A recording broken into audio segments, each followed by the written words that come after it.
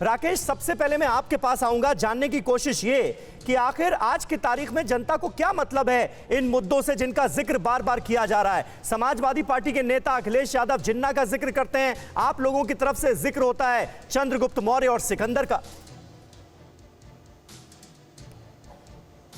देखिए समीर जी, वो राष्ट्र मिट जाता है जो राष्ट्र अपने इतिहास को भूल जाता है। इतिहास बहुत सारी घटनाओं का सबक देता है, इतिहास आईना होता है और उस आईने में देख करके अपनी बहुत सारी भूल को सुधारा जा सकता है कि आने वाले समय में हमको किस तरह से प्रगति के मार्ग पर जाना है। दुर्भाग्यपूर्ण यह रहा है कि भारत के इतिहास को जिस तरह से विकृत करके प्रस्तुत किया गया है इतिहासकारों के द्वारा, वामपंथी इतिहासकारों ने भारत के इतिहास को केवल और केवल दास्ता का इतिहास बना करके रख दिया। मुगल आक्रांता हो या उसके बाद अंग्रेज हो, इनको हीरो बना करके प्रस्तुत किया गया और जो भारत के वास्तविक में नायक थे उन नायकों को हमेशा दरकिनार करने का काम किया गया।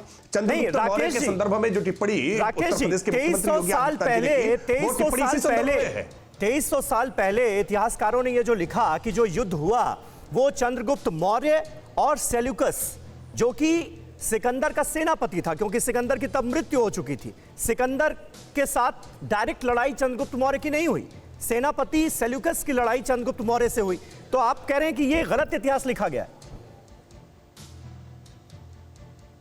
नहीं, बिल्कुल गलत नहीं लिखा गया, लेकिन सेल्यूकस सेनापति था सिकंदर का, यह बात तो तथ्यात्मक है, इसमें किसी तरह की कोई दो राय नहीं है। और सिकंदर का जो विश्व विजेता बनने का जो अभियान था, उसी अभियान को आगे लेकर के सेल्यूकस भारत आया था और सेल्यूकस के साथ युद्ध में चंद्रगुप्त मौर्य ने जब हराया तो वो पराजय सिकंदर की पराजय मानी जाएगी। ठीक उसी तरह से जैसे बाबर के सपनों को साकार करने के लिए, लेकिन राकेश जी, जो बड़ा मुद्दा योगी आदित्यनाथ उठा रहे हैं, राकेश, जो बड़ा मुद्दा योगी आदित्यनाथ उठा रहे हैं और जो आरोप एक तरीके से लगा रहे हैं वो इतिहासकारों पर लगा रहे हैं कि इतिहास को लिखने के समय भारत के जो अपनी भूमि के हीरो थे उनको दबाया गया और विदेशी आक्रांताओं को हीरो बनाया गया।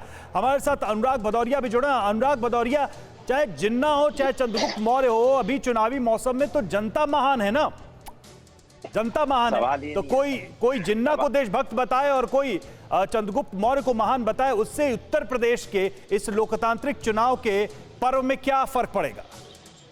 देखिए, दरअसल में उत्तर प्रदेश के मुख्यमंत्री जी को ये एहसास हो गया है पूरी तरीके से कि उनकी सत्ता जाने वाली, क्योंकि वो जब शाम को बैठते होंगे तो उनको लगता होगा कि जनता के असली मुद्दे जो महंगाई बेरोजगारी है उस पर मुझे बात करनी नहीं पड़ेगी, क्योंकि डीजल पेट्रोल जो महंगा है उस पर बोलेंगे कैसे, वो बोल नहीं पाएंगे।